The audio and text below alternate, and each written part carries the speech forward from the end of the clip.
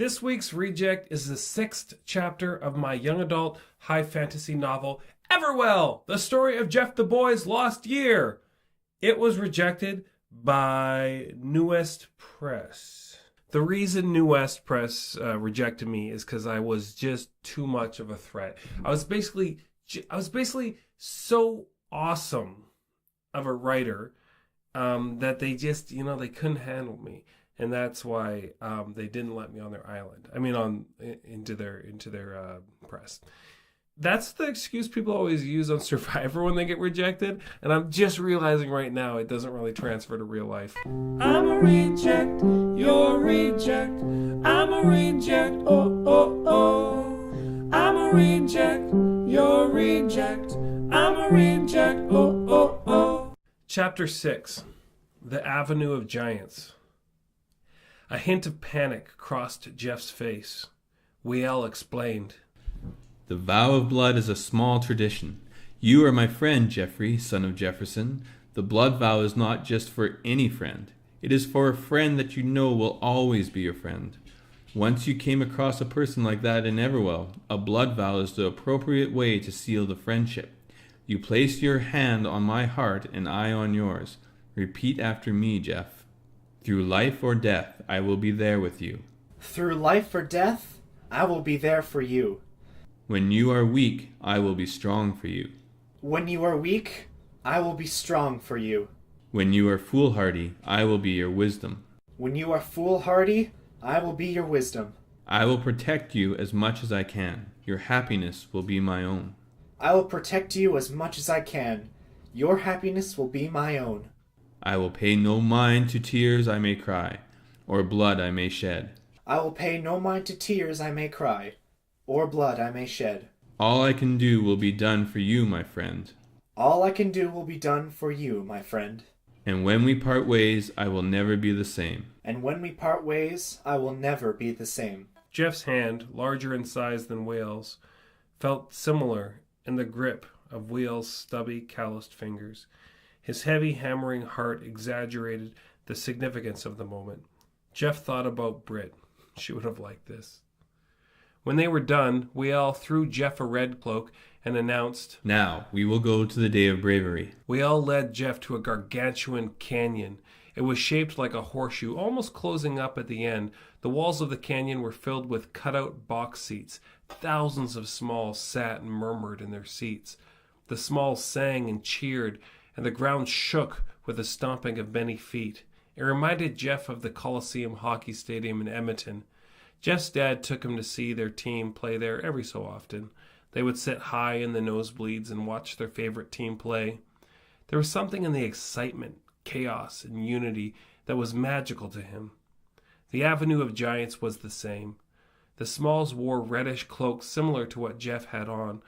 Jeff was 1.5 feet taller than the average Small. With the hood of his cloak up, everyone mistook him for a very tall Small. They respected and admired First Fallers, but had never seen one, and Jeff did not wish to become the center of attention. Jeff the Boy was curious to see what the main attraction was, so he stepped to the edge of the canyon and peered over.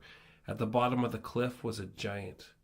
It was not like the giants of storybooks in our world. Large men who are dim-witted but have a childlike innocence that is becoming of them. This giant was a beast. His green hide was thickened across his cheeks like a peel. His long, coarse, carrot-orange mane ran over his face. His sharp, ragged yellow teeth were long and a fantastic many. They protruded from his saliva-caked mouth. Long jaws jutted out of each finger. The giant was hunched over, grunting and wailing. Jeff the Boy jumped back in fear. The beast was far below him, and every inch of him was covered in ropes, but the monster looked capable of killing him with a look. What is this all for? Jeff asked Wiel. This is the Day of Bravery, the Smalls' one chance out of the year to do something brave. Wiel led him to a hole in the ground, and they descended a staircase that led to their seats in the cliff face. He went on to explain. Smalls are not brave people by nature. So once a year a giant is captured here at the Avenue. They are tied up for the Day of Bravery. We wear red because the giants are blind to that color. When we let the giant loose, he'll stand confused. We will wait for our courage to come upon us.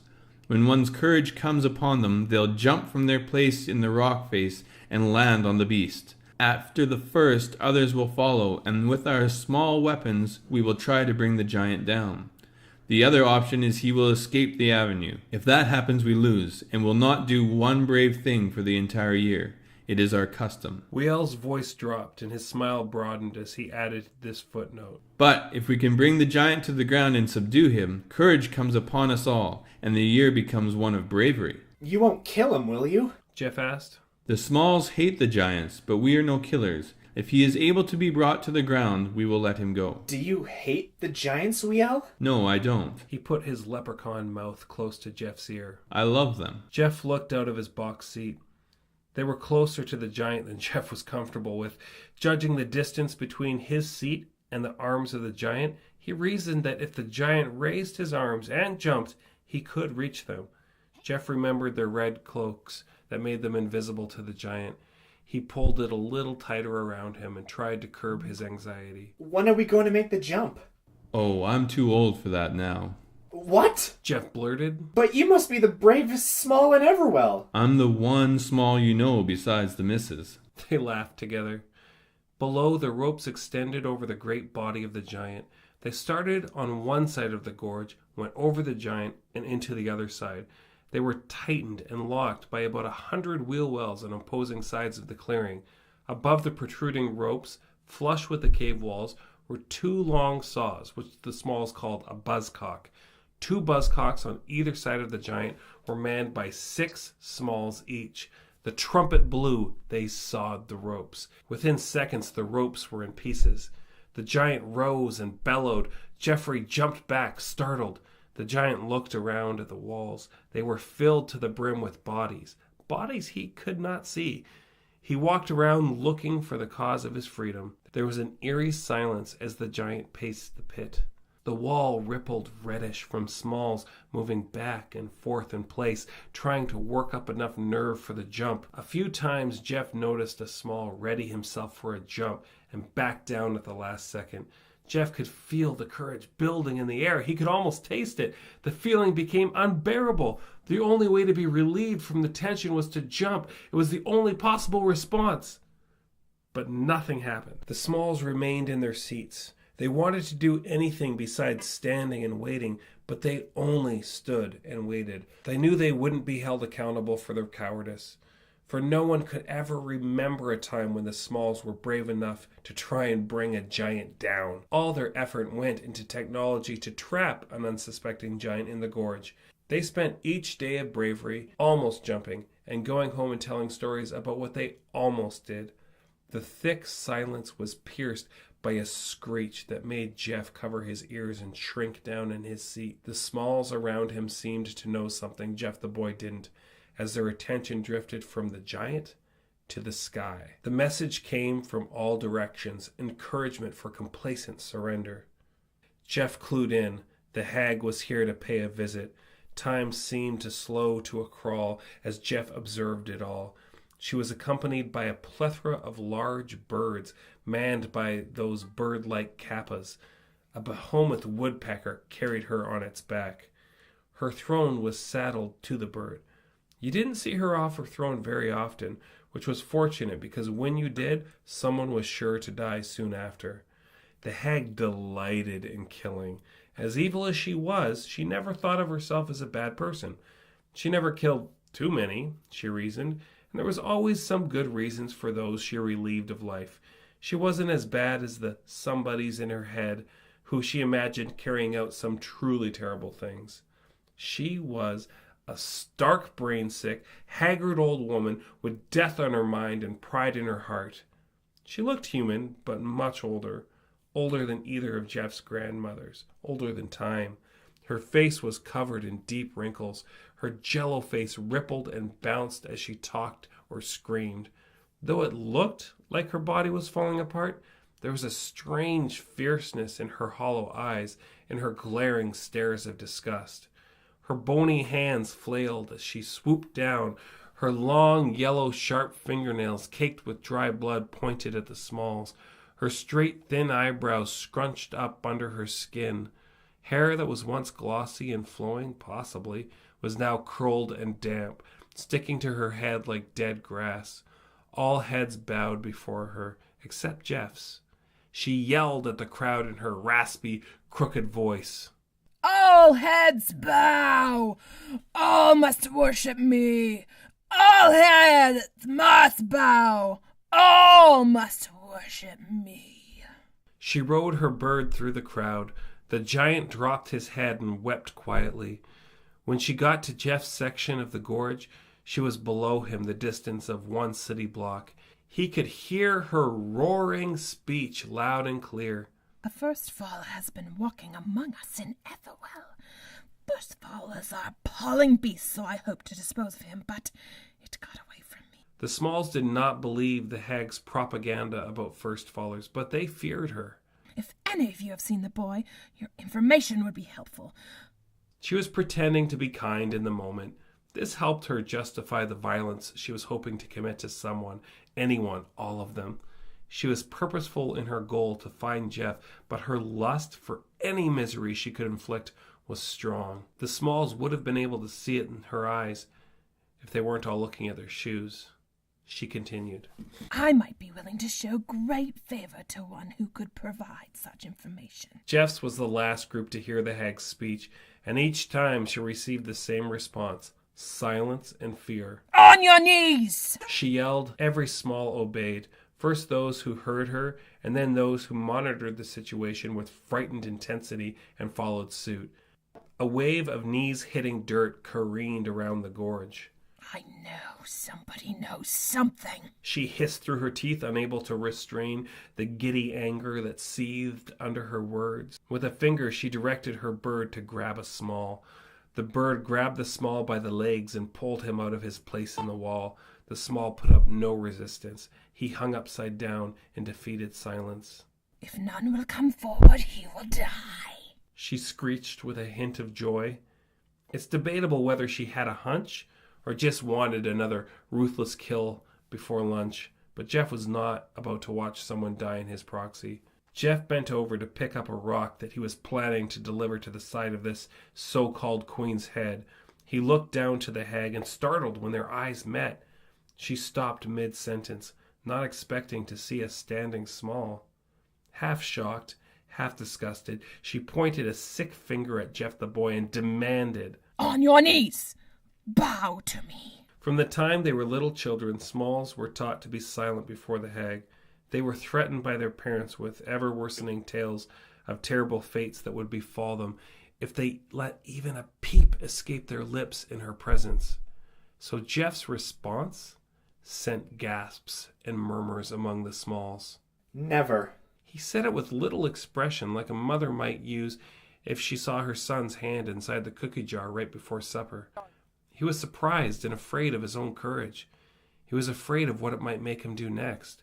The hag was livid. She rose from her seat to her full, daunting height. The Smalls knew that a murder was at hand. The hag commanded once more, Bow down and worship me! This time she spat her words through clenched teeth like a snake spits its poison. Jeff disrobed, dropping his reddish cloak to the ground, and revealed his identity as a first faller. The assembly, hag included, gasped. He explained one more time. Never! As soon as the word left his lips, the hag's bird threw the Small into its seat and flew up to Jeff the boy in a burst of determined hate. In all the times I've told and retold this tale, I must have tried a million ways to explain with words why Jeff did what he did next. My words have always fallen short of doing their job. It's best left unsaid, not understood.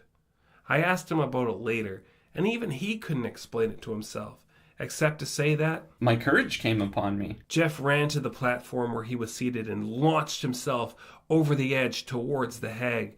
She saw him falling towards her and sprawled herself face forward, holding on to the body of the bird. Jeff's feet hit the backrest of the throne, breaking it off, and we almost lost Jeff to an unfortunate combination of gravity and ground. He steadied himself, clutching the feathers of the bird. His knees dangled off its back. The bird flew aimlessly around the gorge, panicked like a horse with a bee under its saddle. The hag rose from her evasive maneuver and tread towards the back of the still flying bird.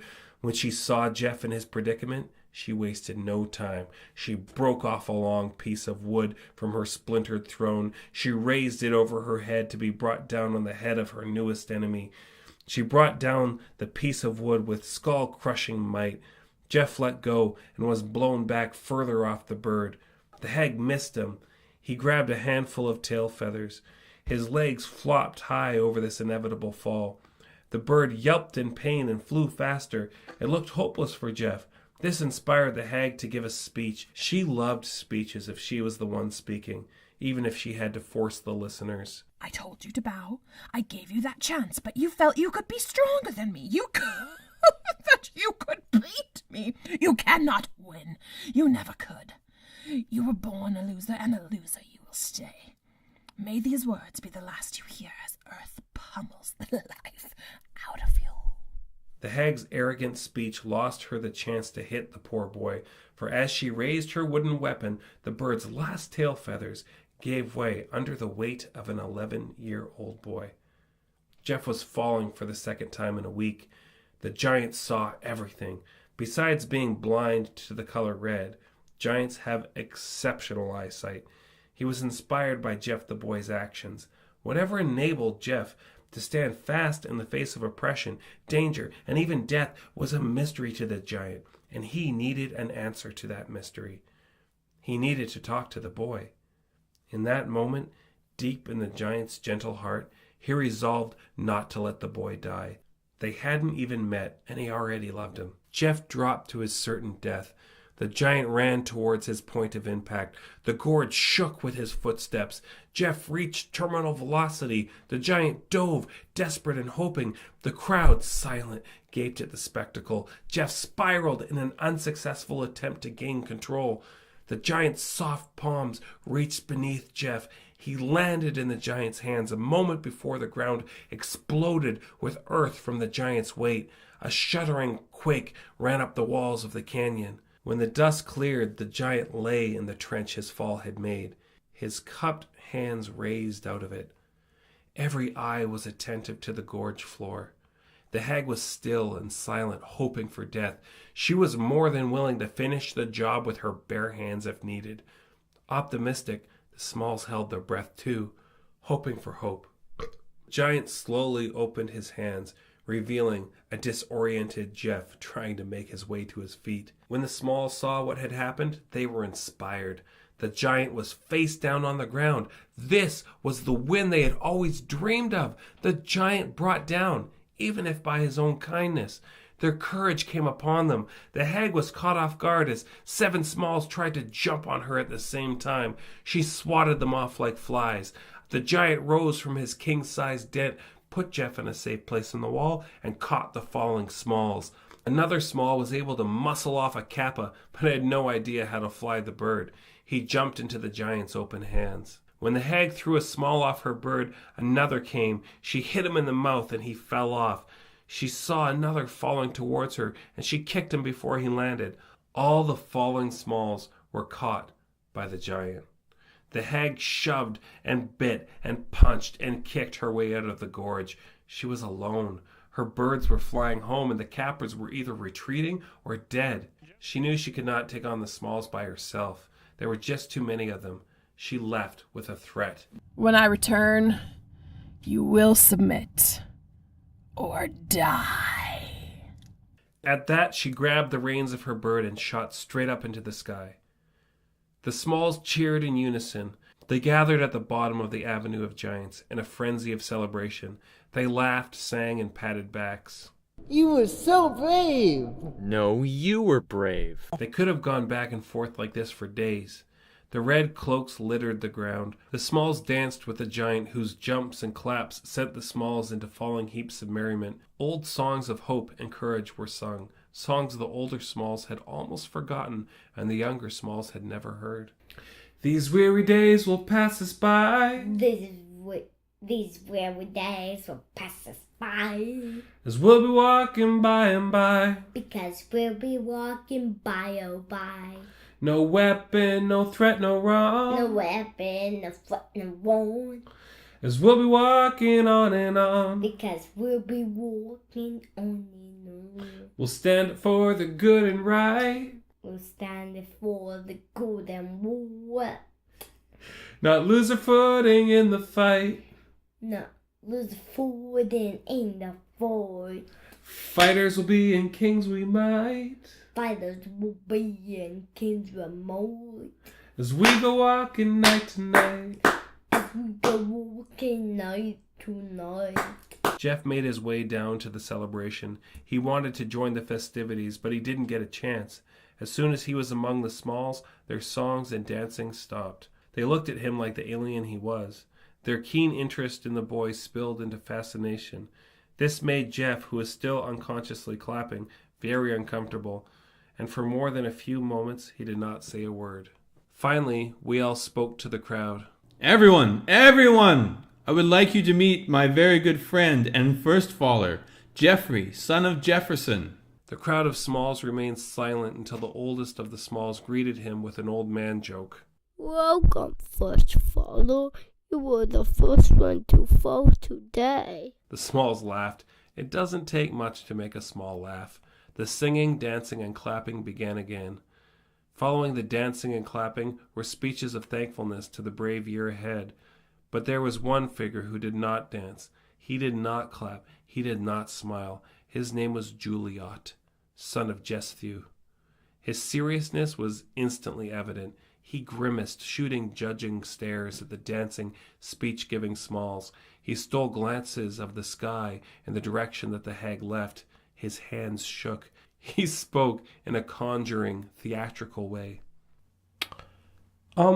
It does my heart good to see your hearts in joy today, but have you not thought of what will happen next? The hag does not forget when she is wronged. She does not know what mercy is. We choose to defy her because of the rash actions of a first faller, a stranger who does not understand our problems. And do you? Wiel snapped. Juliot paused and continued. We can debate, speak proverbs, and philosophy, but this is what I know. While we sing and dance and clap and talk, the hag is making plans to come back and finish us off with more than adequate reinforcements. The Smalls were reminded of the reasons for all their fear in the first place. The dancing turned to stirring, and the clapping to pacing. What will we do? One desperate Small cried. Juliot was ready with an answer. We will wait here for the hag to come back, and when she does, we will be ready, prostrate, bowing for her arrival. We will apologize for the first faller's influence and give her our allegiance and the first faller. I will never bow to her again. Wiel spoke up, making his way to where Juliot was standing. He turned to his friends and spoke out. Too many times I've submitted when I should have resisted. We stood up to the hag today. Did you not know it was right? Was it not evident that we were doing what we were born to do? The first faller has shown us what it means to have courage, and you want to hand him over as a peace offering? He pointed at Juliot. What Juliot recommends may seem acceptable, but it is foolishness. It is a decision made of fear. The safest route is not always the smartest. Now who wants to become cowards again after the first taste of courage? Juliot, I tell you in this moment I am braver than you are. You are not brave enough or strong enough to take the boy from me. Someone in the crowd spoke. What are we to do then? Wait here to die? Why don't we go after her? He's right. The boy's right. We will join forces with whoever we meet on the way to her throne. I assure you, everyone we meet will jump at the chance to vanquish her. If you want to live under the hag's tyranny instead of joining forces with those who may help us do what's right, you need to learn who your enemy is. Our enemies are not the ones who are different from us. Our enemy is the one who oppresses us, our families, our friends. Juliot made his case. Wiel made his. Other Smalls voiced opinions and fears. When everyone had said their piece, the Smalls followed an old Small custom and sat down. They vowed to stay seated and silent until someone voiced a fair conclusion. Wiel thought, We are having a sit-down with a giant. Everyone seems to like him. I never thought I would see the day. They sat for hours before the oldest and wisest Small stood up from the crowd. His name was Matisse. The group gulped in respect. We do not wish to evoke the hag's wrath any further. She is coming back. She will try and destroy us. But we have already come too far. We have bruised her pride, danced with an outsider, and we have been brave. Most of all, we have been brave. This is not something we can take lightly. This is not something we will turn our backs on. This is not something we can ignore. We endeavor to conquer the hag, be it her death or ours. Today, we can finally say, is the day of bravery.